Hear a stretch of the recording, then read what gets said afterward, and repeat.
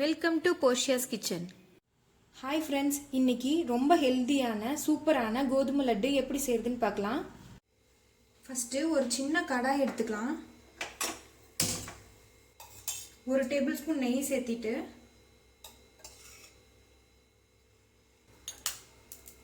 திராட்சை, முந்திரி இது நல்லா வறுத்து எடுத்து வச்சுக்கலாம் தனியா. இப்போ ஒரு பேன்ல 1 கப் கோதுமை மாவு சேர்க்கிறேன்.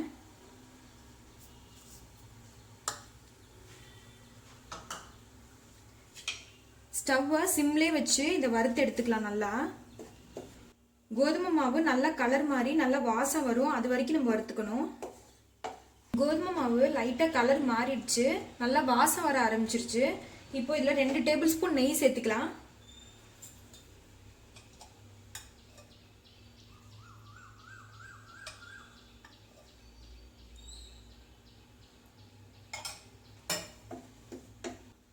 உங்களுக்கு நெய் நல்லா பிடிக்கும்னா இன்னும் 1 டேபிள் ஸ்பூன் கூட எக்ஸ்ட்ரா சேர்த்துக்கோங்க.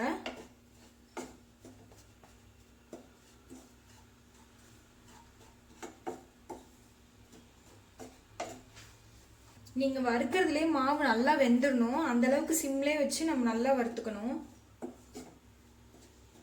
இதில் நம்ம எடுத்து வச்சிருக்கிற முந்திரி திராட்சை இதில் சேர்த்துக்கலாம்.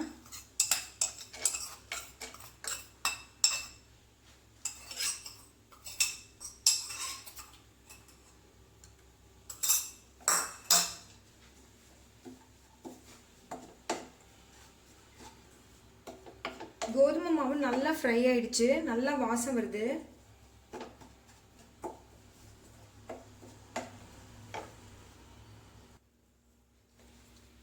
இதில் கொஞ்சமாக உப்பு சேர்த்துக்கோங்க.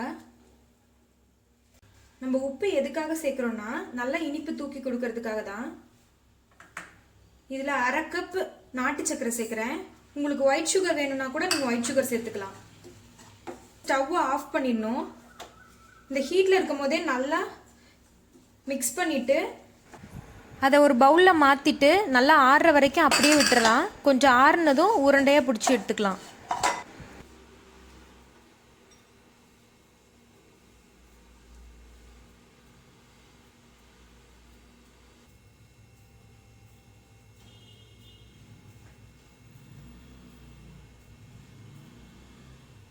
ரொம்ப ஹெல்த்தியான கோதுமை லட்டு ரெடி ஆயிடுச்சு. நீங்களும் உங்கள் வீட்டில் கண்டிப்பாக ட்ரை பண்ணுங்கள். என்னோட வீடியோஸ் உங்களுக்கு பிடிச்சிருந்துச்சுன்னா லைக் பண்ணுங்கள், ஷேர் பண்ணுங்கள், சப்ஸ்கிரைப் பண்ணுங்கள். தேங்க்ஸ் ஃபார் வாட்சிங்.